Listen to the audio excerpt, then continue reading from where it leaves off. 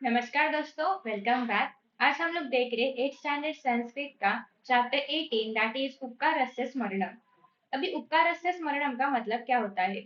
उपकारस्य यानी कि उपकार का, स्मरणम यानी कि याद आ जाना या फिर याद रखना। तो यहाँ पे उपकारस्य कौन सी विभक्ति है? दैट इज षष्ठी विभक्ति, जो क्या दिखा रहा है? संबंध दिखा रहा है। ठीक है, तो देखो, रामायणम आदि काव्यम। रामायण ये सबको पता रहेगा, आदि काव्य है, महाकाव्य है। रामायण से रचयिता वाल्मीकि ही, और रामायण के रचयिता कौन है? वाल्मीकि ही। श्री रामस्य चरितम अस्य ग्रंथ से विषय, और रामायण में क्या लिखा है? श्री राम जी का चरित्र। तो श्री राम जी का चरित्र ये रामायण का विषय है। एषः प्रसंग रामायणात्, और ये जो प्रसंग आज हम लोग पढ़ेंगे उपकार से स्मरण में, वो कहाँ से लिया है? रामायण से। रामायणात् इस पंचमी विभक्ति। तो देखो, अभी हम पूरा जो चैप्टर है उसको देखते हैं। मारुति ही मतलब हनुमान, सीता यहाँ अन्वेषार्थम लंका प्रति उड्डयते। तो ये तब का प्रसंग है जब सीता माता को रावण ने हरण करके लंका के अशोक वाटिका में रखा था। और श्री राम ने बोला था मारुति को कि उसे ढूंढ के आए, या फिर मारुति ने बोला था कि मैं ढूंढ के आ जाऊंगा उन्हें। तो इसके लिए मारुति को क्या करना था? श्रीलंका के लिए जाना था, और बीच में आपको पता है कि महासागर आता है, उसको लांग के जाना पड़ता है। तो वो जो सीन है वो यहाँ पे है। तो मारुति ही सीता यहाँ मतलब मारुति सीता के अन्वेषार्थम मतलब उन्हें ढूंढने के लिए लंका के प्रति उड्डान करते हैं।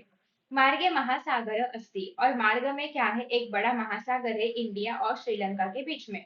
तस्य तले अवर्तत मैनाकः नाम पर्वतः, और ये जो महासागर है वहां पे आपको एक पर्वत दिखाई देगा जिसका नाम क्या है? मैनाकः। ठीक है। यदा मैनाकः गगने मारुतिम पश्यति, जब मैनाक ने गगन में मारुति को देखा कि मारुति उड्डान करके जा रहा है, तदा सह उद्गच्छति, तभी वो बोला, मैनाक पर्वत बोला, समुद्रात बहिः आयाति, तो वो समुद्र के बाहर आके बोला। समुद्रात पंचमी विभक्ति, तो दोनों का सेपरेशन हो रहा है, समुद्र के बाहर आके। ठीक है। मारुति ना क्रमणीय मार्ग दीर्घ, मारुति को जो मार्ग को लांग के जाना था वो बहुत ज्यादा लंबा था। मध्य विश्रामार्थम स्थानम अपि नास्ति, और ऑफ कोर्स बीच में समुद्र है तो विश्राम कहाँ पे करेंगे? मतलब हम पर्वत पे विश्राम करते हैं, हम जंगल में विश्राम करते हैं, बट यहाँ पे तो पूरा का पूरा महासागर है, तो बीच में कोई भी विश्राम करने के लिए जगह नहीं है। इति मैनाकः जानति, और मैनाक को ये पता था कि जर्नी बहुत लंबी है और बीच में कोई भी ऐसी जगह नहीं है जहाँ पे कोई विश्राम कर सकता है। तो सह तस्य सहाय्यम कर्तुम इच्छति, और मैनाक को उसकी यानी कि मारुति की सहायता करनी थी। कर्तुम तुमंतव्य है, करने की इच्छा। तो अतः मैनाकः मारुतिम प्रार्थयते, तो मैनाक जो है पर्वत मारुति को बोलता है, प्रार्थना करता है, रिक्वेस्ट करता है। महाकपे, तो मारुति को यहाँ पे महाकपे करके संबोधित किया है। अलम परिश्रमेण, अलम मतलब बस हो गया, इनफ परिश्रम इनफ हो गया, मतलब आपका जो प्रवास है वो इनफ हो गया। कृपया मम कुटे विश्रामम करोतु, कृपया करके आप मेरे यहाँ पे जो जगह है, जो कुटी है, उसमें जाके विश्राम कीजिए। किमर्थम मैनाकः मारुतेः सहायार्थम उद्युक्तः, पर अभी आपको ये क्वेश्चन आता रहेगा कि ना ही मारुति ने खुद से सहायता मांगी थी, तब भी मैनाक मारुति की सहायता खुद से क्यों करना चाहता है? इसके पीछे का क्या रीजन है? अपि सह मारुतेः आशीर्वचनम यच्छति, क्या उसे मारुति का आशीर्वाद चाहिए था? मारुति से कुछ चाहिए था क्या? न खलु, नहीं, मतलब उसे मारुति से कुछ नहीं चाहिए था। एतत्तु उपकारस्य स्मरण, ये तो उपकार का स्मरणम है। तो यहाँ से हमारा एक्चुअल चैप्टर जो है चालू होता है, जहाँ पे हमें पहले तो बोला गया था कि महिना मारुति की सहायता करना चाहता है, और वो उसे खुद से बुलाता है, रिक्वेस्ट करता है कि आ जाओ हमारे यहाँ विश्राम करो। पर कोई ऐसा क्यों करेगा? मतलब कोई खुद से क्यों ही किसी और की हेल्प करना चाहेगा? बल्कि ये इसलिए हो रहा है क्योंकि पहले मारुति ने भी मैनाक की हेल्प की थी, इसलिए ये अभी उपकार का स्मरण हो रहा है। मारुतेः तातः पवनदेवः मैनाकस्य सहाय्यम अकरोत् पुरा, और पूरे पुराने काल में क्या हुआ था? मारुति के जो पिताश्री है पवन देव इन्होंने सहायता की थी मैनाक की पुराने जमाने में। तदा सर्वे पर्वताः सपक्षाः, और उन्होंने सारे पर्वतों की यहाँ पे सहायता की थी। ते आकाशे स्वेच्छया विहरन्ति स्म, सहसा भूमौ निपतन्ति स्म, और यहाँ पे हम ये देखते हैं कि वो आकाश में पर्वत जो थे,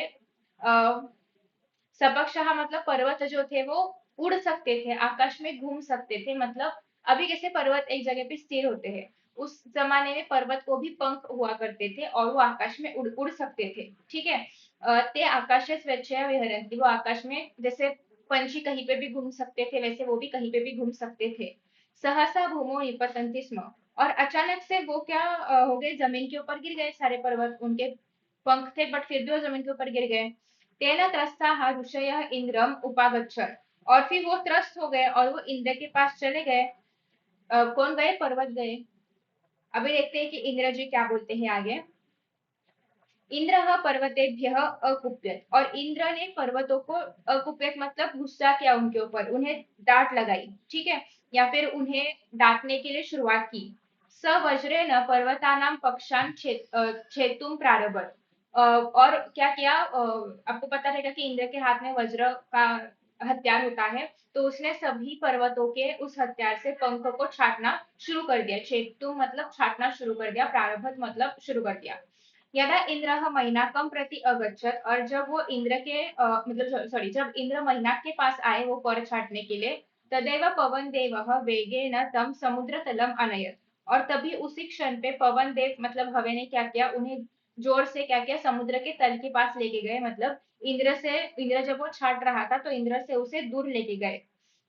एवं पवन देव मैनाकम वज्र प्रवाह प्रहारात अरक्षत। और इसी तरीके से पवन देव ने मैना को वज्र प्रहार से क्या किया, बचा लिया। तो उस समय पवन देव ने इस तरीके से मैना की सहायता की थी। मैना कह पवन देवस्य एतम उपकारम स्मरति स। और इसलिए मैना को पवन देव ने उस वक्त जो जान बचाई थी या फिर जो पंख बचाए थे, इंद्र के प्रहार से बचाया था, उस उपकार का उसे याद आ जाता है मैना को। और सह अचिंतयत। और वो सोचने लगता है, कृते च प्रतिकर्तव्यम एष धर्म सनातन। मतलब जिसने हमारे लिए कुछ किया रहेगा उसके लिए कुछ करना या फिर उसको सहायता करना, ये हमारा कर्तव्य होता है और यही सनातन धर्म भी कहता है। अतः मैना कह पवन पुत्र से मारुते है। इसलिए मैना पवन पुत्र के मारुति को सहायम अकरोत, इसलिए वो उन्हें सहायता करते हैं। मैनाकस्य षष्ठी विभक्ति, मैनाक का आतिथ्येन मारुति प्रीत। और मैनाक ने ये जो खुद से पूछा था, खुद से आदरातिथ्य किया था, आतिथ्य किया था मारुति का, वो मारुति को बहुत ज्यादा पसंद आ जाता है। तथापि विश्रामम कृत्वा, इसलिए विश्राम अकृत्वा मतलब करने के लिए, सह कार्य सिद्ध्यर्थम अग्रे सरति। और विश्राम करके, विश्राम होने के बाद वो कार्य सिद्धि मतलब जो उनका एक्चुअल काम था सीता माता को ढूंढना, वो करने के लिए वो निकल जाते हैं। ठीक है, अग्रे निकल जाते हैं मतलब आगे निकल जाते हैं विश्राम करने के बाद।